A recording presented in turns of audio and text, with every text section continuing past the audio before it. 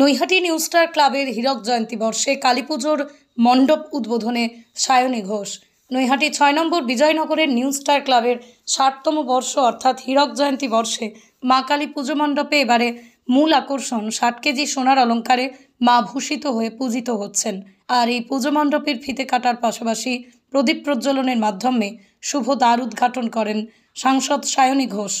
মণ্ডপ উদ্বোধনের পর সংবাদ মাধ্যমের মুখোমুখি হয়ে সাংসদ সায়নী ঘোষ বলেন, মায়ের কাছে একটাই চাওয়া বার্তা, বাংলায় যারা যতগুলো অসুর বাংলার পাশাপাশি বাংলা ভাষাকে বধ করার চেষ্টা করছে তারা যেন মমতা ব্যানার্জির হাতে নিধন হয়। দেখুন নৈহাটি থেকে সতীনাথ ভট্টাচার্যের বিস্তারিত রিপোর্ট। বিধায়ক নির্বাচন করেছেন, এরকম সলিড প্যান্ডেল হবে, সলিড পুজো হবে, মানুষের সমর্থনও সলিডই ছিল।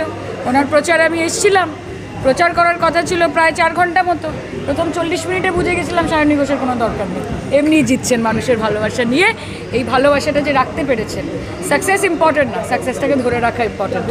মানুষ গণতন্ত্রে গণদেবতা শেষ কথা বলে, কাজে শরৎদাকে তারা অনেক ভালোবাসা দিয়েছে এবং শরৎদা চেষ্টা করছে নিজের কাজের মাধ্যমে, সাংস্কৃতিক হোক, রাজনৈতিক হোক, সামাজিক হোক, সব কর্মসূচির মাধ্যমে মানুষের কাছে কেটার করার, ডেলিভার করার।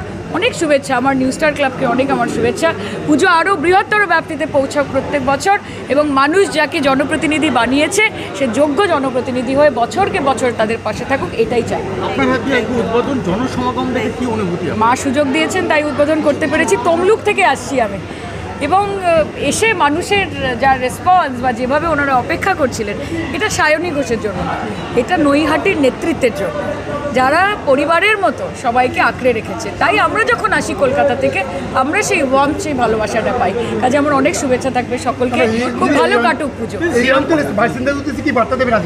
বার্তা আর কি দেওয়ার আছে? বার্তা কিছু দেওয়ার নেই, মায়ের কাছে শুধু চাওয়ার আছে। চাওয়া হচ্ছে এত শক্তি দাও মা, আগামী দিন রাজনৈতিকভাবে যতগুলো অসুর বাংলাকে বধ করার চেষ্টা করছে, বাঙালিকে বধ করার চেষ্টা করছে, তাদের নিধন যেন মমতা বন্দ্যোপাধ্যায়ের হাতেই হয়।